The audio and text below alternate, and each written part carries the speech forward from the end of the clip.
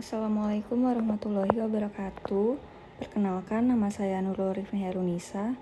Di sini saya akan menjawab tugas formatif mata kuliah Hukum Bisnis, di mana saya mendapatkan kasus 6.1, yaitu tentang pembatalan pilot PT Dirgantara Indonesia. Sebelumnya, saya akan menjelaskan mengenai kasusnya terlebih dahulu. Pakar Hukum Ekonomi Sultan Remi Syahdeini menilai pembatalan pilot PT Dirgantara Indonesia atau PTDI yang dilakukan di tingkat kasasi oleh Mahkamah Agung adalah langkah yang tepat. Alasannya, kata dia, sesuai dengan Undang-Undang Kepailitan, karyawan tidak memiliki hak untuk memilotkan sebuah badan usaha milik negara yang sahamnya dimiliki penuh oleh pemerintah.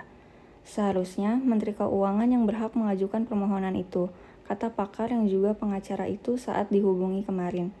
Menurut Sultan, sejak awal pendaftaran perkara pilot ke Pengadilan Niaga Jakarta Pusat sudah terjadi pelanggaran prosedur. Sejak awal sudah salah, kemudian keputusan yang dikeluarkan hakim pada tingkat pertama pun menyimpang. Dia mengaku prihatin melihat pengadilan yang tidak mengetahui hal ini. Ahli hukum ekonomi lainnya dari Universitas Indonesia, Chatama Rasjid, mengatakan hal senada.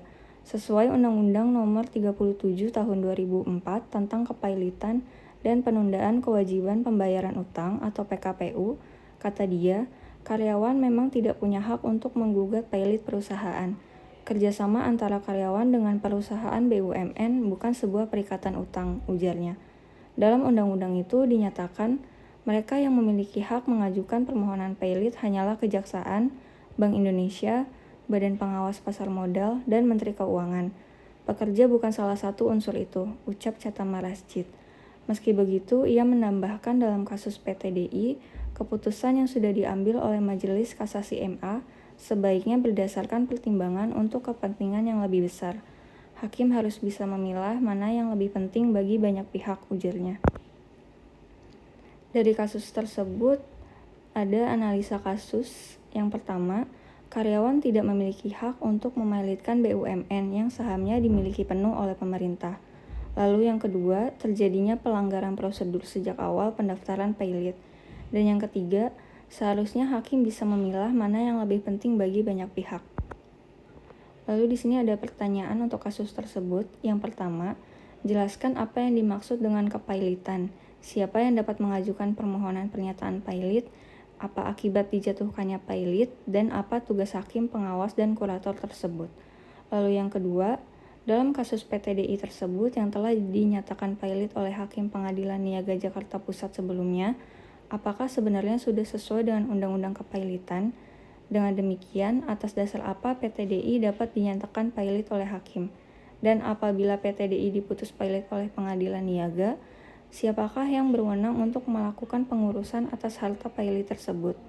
Lalu yang ketiga, melihat kasus tersebut, upaya hukum apa yang dilakukan oleh mantan karyawan PTDI atas putusan kasasi MA tersebut? Berikut adalah hasil dan pembahasannya. Untuk pertanyaan pertama, jelaskan apa yang dimaksud dengan kepailitan, siapa yang dapat mengajukan permohonan pernyataan pilot, apa akibatnya dijatuhkannya pilot, dan apa tugas hakim, pengawas, dan kurator itu. Untuk jawabannya, yang pertama, kepailitan merupakan suatu proses penyelesaian sengketa bisnis melalui jalur litigasi, yaitu melalui pengadilan niaga. Permohonan pernyataan pilot diajukan ke pengadilan niaga, dan yang berhak mengajukannya antara lain adalah kreditur, debitur, Bank Indonesia, Menteri Keuangan, Badan Pengawas Pasar Modal, dan jaksa demi kepentingan umum.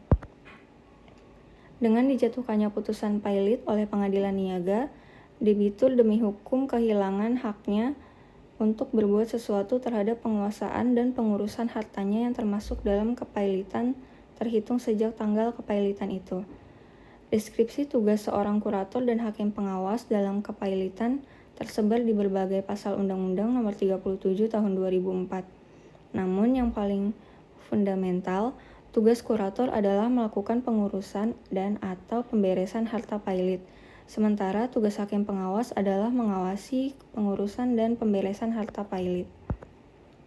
Lalu pertanyaan kedua, dalam kasus PTDI tersebut telah dinyatakan pilot oleh Hakim Pengadilan Niaga Jakarta Pusat sebelumnya.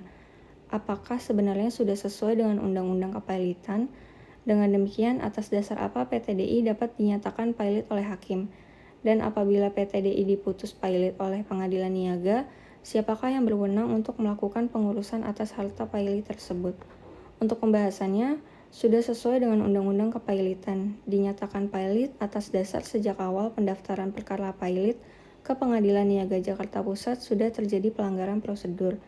Sejak awal sudah salah. Kemudian, keputusan yang dikeluarkan hakim pada tingkat pertama pun menyimpang.